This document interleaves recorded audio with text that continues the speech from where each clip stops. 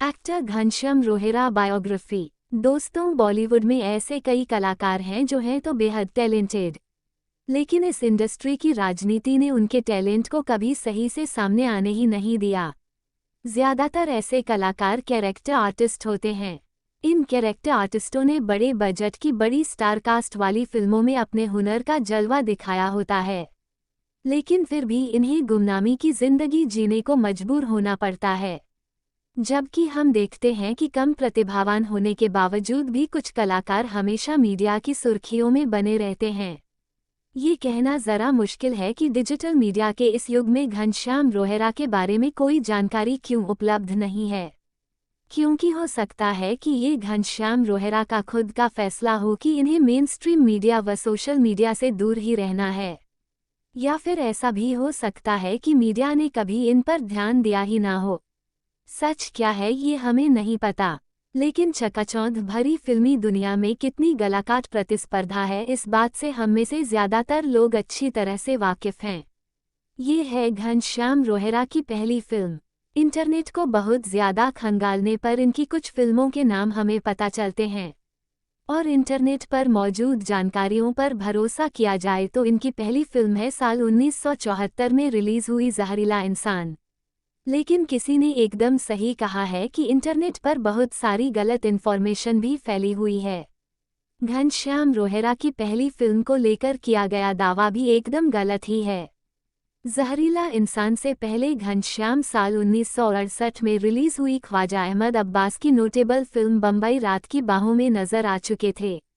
उस फिल्म में ये पेट्रोल पंप पर काम करने वाले शख्स के एक बड़े ही मामूली से किरदार में दिखे थे, और हमें और ज्यादा हैरानी तो तब हुई जब हमें मालूम चला कि अमिताभ बच्चन की पहली फिल्म साथ हिंदुस्तानी में भी घनश्याम रोहेरा काम कर चुके हैं। कपूर खानदान के बेहद करीबी हैं घनश्याम रोहेरा। कहा जाता है कि घनश्याम रोहेरा कपूर खानदान के बहुत करीबी हैं। कपूर खानदान से इनका रिश्ता बेहद पारिवारिक रहा है। एक वक्त ऐसा था कि जब कपूर खानदान में अगर कोई बड़ा फंक्शन या इवेंट होता था तो उस इवेंट को ठीक तरह से कराने की जिम्मेदारी घनश्याम रोहेरा पर होती थी। साल 1971 में आई फिल्म कल आज और कल में घनश्याम रोहेरा कपूर खानदान के 3 बड़े नामों पृथ्वीराज कपूर, राज कपूर और रणधीर कपूर संग नजर आए थे। ऋषि कपूर संग थी बढ़िया दोस्ती। इसके अलावा ऋषि कपूर की भी कई फिल्मों में घनश्याम रोहेरा दिखाई दिए हैं, जैसे बॉबी 1973, जहरीला इंसान 1974, जिंदा दिल 1975, राजा 1975, खेल खेल में 1975, नया दौर 1978, दुनिया 1984 और प्रेम ग्रंथ 1996। इतनी फिल्मों में साथ काम करने के बाद ऋषि कपूर और घनश्याम रोहेरा की बढ़िया दोस्ती भी हो गई थी। इंटरनेट के माध्यम से ही हमें ये भी पता चला कि घनश्याम रोहेरा ने ऋषि कपूर के सेक्रेटरी के तौर पर भी काम किया है। साथ ही राजेश खन्ना के सेक्रेटरी के तौर पर भी ये काम कर चुके हैं। हालांकि ज्यादातर फिल्मों में इन्होंने कैरेक्टर रोल्स ही निभाए, लेकिन 1974 में आई जहरीला इंसान में ये ऋषि कपूर के दोस्त बने थे। घनश्याम रोहेरा की प्रमुख फिल्में।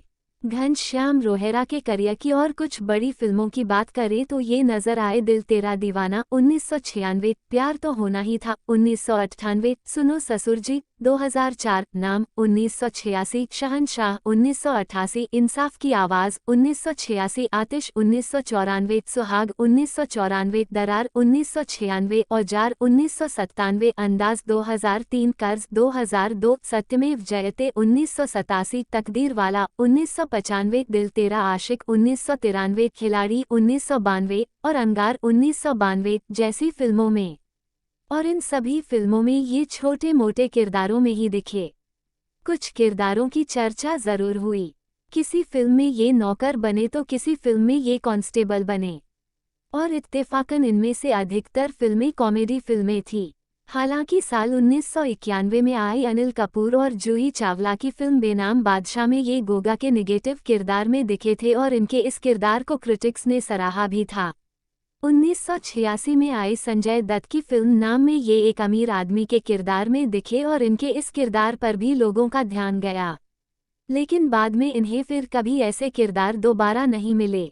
हमेशा गुमनाम रहे घनश्याम। आखिरी दफा घनश्याम रोहेरा साल 2006 में फिर हेरा फेरी में नजर आए थे। उसके बाद इन्होंने किसी फिल्म में काम किया या नहीं, इसका पता हम नहीं लगा पाए।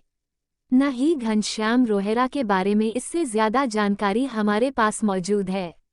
लेकिन 70 के दशक से लेकर सन 2000 के दशक तक घनश्याम रोहेरा ने कितनी ही फिल्मों में काम किया और फिर भी ये हमेशा गुमनाम ही रहे।